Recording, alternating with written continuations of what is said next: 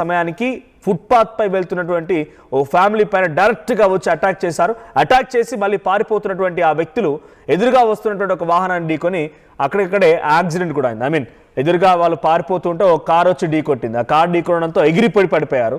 So దాంట్లో ఒకరికి చాలా తీవ్రంగా గాయాలయ్యాయి. దుండగుల్లో పోలీసులు వెంటనే అదుపులోకి తీసుకున్నారు, హాస్పిటలైజ్ చేశారు, వాళ్ళని అదుపులోకి తీసుకొని విచారిస్తున్నారు. మరో వ్యక్తి ప్రస్తుతానికి మిస్ అయిపోయాడు. గాలింపు చర్యలు కొనసాగుతున్నాయి, అక్కడి నుంచి తప్పించుకొని పరారైపోయాడు. సో ఈ విజువల్ మీరు చూడండి, అక్కడ గన్తో కాల్చి పరారైపోతున్నారు.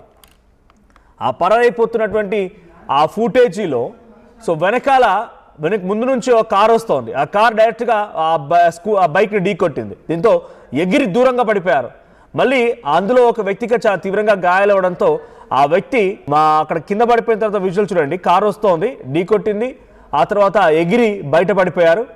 సో దాంట్లో వెనకాలే ఉన్న ఓ వ్యక్తి అప్పటికే గాయమైంది, గెంతుతూ ఉన్నాడు. ఆ విజువల్ కూడా చూస్తున్నాం, గెంతుతూ ఉన్నాడు. సో మళ్ళీ బైక్ ఎక్కి పరారైపోయే ప్రయత్నం చేస్తుంటే పోలీసులు వెనకాల కూర్చున్నటువంటి వ్యక్తిని, ఆ గాయమైనటువంటి వ్యక్తి అదుపులోకి తీసుకున్నారు. హీఈస్ జస్ట్ 21 years old, 21 సంవత్సరాల వ్యక్తి. అంటే ఆ ఏజ్లోనే గన్ కల్చర్ అలవాటు చేసుకొని డైరెక్ట్గా గ్యాంగ్లో చేరిపోయి ఆ గ్యాంగ్లో నుంచి ఈ రకంగా నేరపూరితమైనటువంటి కార్యక్రమాలకు పాల్పడుతున్నారంటే అక్కడ అమెరికన్స్ సిటిజన్స్ ఎంతో మెరుగ్గా అయిపోవాలి, ఎంతో అద్భుతంగా అయిపోవాలంటే ఆలోచనతో డొనాల్డ్ ట్రంప్ చేస్తున్నాడు. ఆయన ఆలోచనలు మారుతున్నాయి కావచ్చు, ఆయన ఆలోచనలు ఒక కల్పితమైనటువంటి ఒక విషయాన్ని సృష్టించుకుంటున్నాడేమో, కానీ ఎగ్జాక్ట్గా మాత్రం ఇది సిచ్యువేషన్ అమెరికాలో జరుగుతోంది. న్యూయార్క్ సిటీలో జరిగింది ఇది.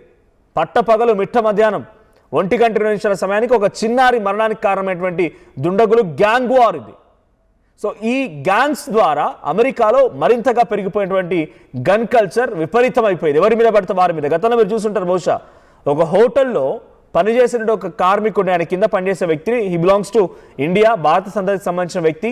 సో చంద్రమౌళి అనేటువంటి ఒక వ్యక్తి హోటల్లో ఉన్నటువంటి పనిచేసేటువంటి ఒక కార్మికుడికి ఓ పని చెప్తే, ఆ పని నాకే చెప్తావా అని చెప్పి గన్తో కాల్చి అటు ఓనర్ పరుగులు పెడుతుంటే ఆయన కత్తితో వెంబడించి తల నరికేసి ఆ తలతో ఫుట్బాల్ ఆడాడు.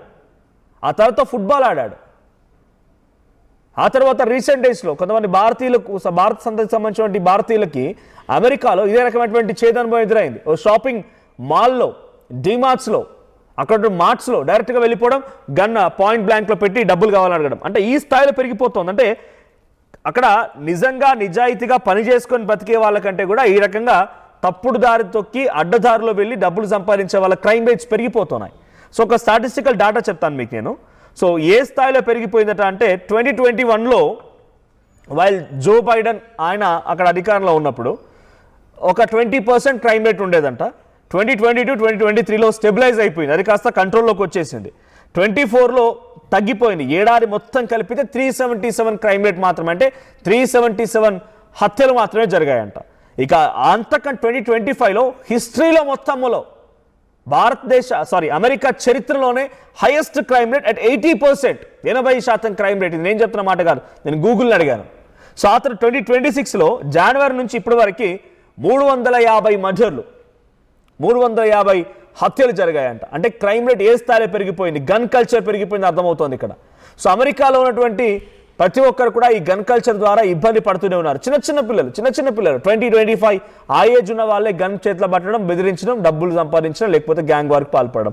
ఇక్కడ కూడా ఎగ్జాక్ట్గా ఇక్కడ ఆ 7 నెలల చిన్నారి టార్గెట్ కాదు, వాళ్ళ తండ్రి, 7 నెలల చిన్నారి తండ్రి టార్గెట్ అంట.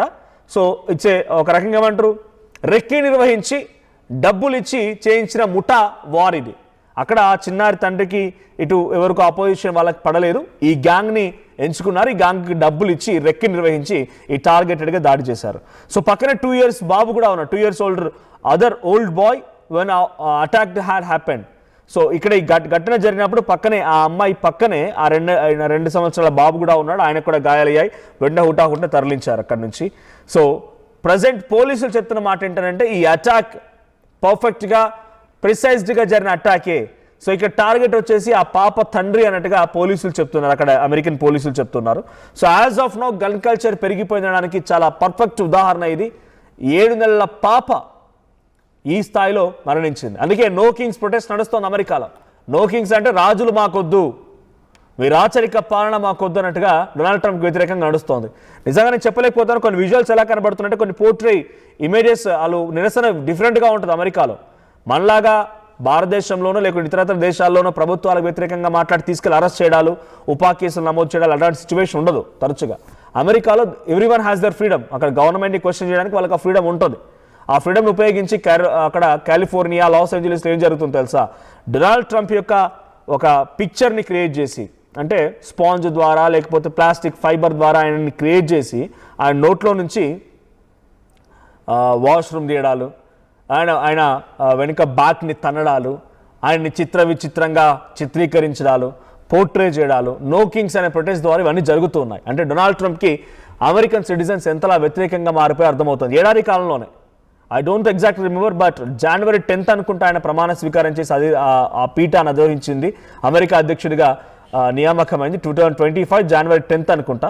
ఏడాది కాలమే అయింది కరెక్ట్గా. కానీ ఎన్ని అల్లకల్లోల రష్యా ఉక్రెయిన్ వార్ అని, ఇరాన్ ఇజ్రాయెల్ వార్ అని, ఇండియా పాకిస్తాన్ వార్లో ఆయన కూడా ఇండైరెక్ట్ పాకిస్తాన్కి సపోర్ట్ అని, ఒకటా రెండాలే చెప్పుకుంటూ పోతే north Korea south Korea war అని, ఇప్పుడు మళ్ళీ ఒక డిఫరెంట్ వార్.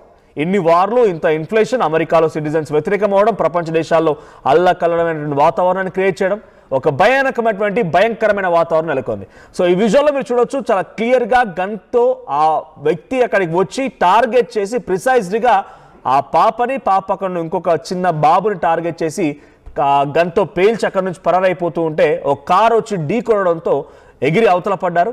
అటు ఒక వ్యక్తిని అదుపులోకి తీసుకున్నారు పోలీసులు, ఇంకో వ్యక్తి కోసం గాలింపు చర్యలు కొనసాగుతున్నాయి.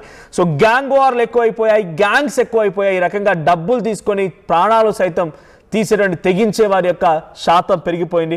అమెరికాలో క్రైమ్ రేట్ కూడా ఇదే స్థాయిలో పెరిగిపోయింది. ఓన్లీ జనవరి నుంచి ఈరోజు April 3rd నేను వార్త చెప్పేది.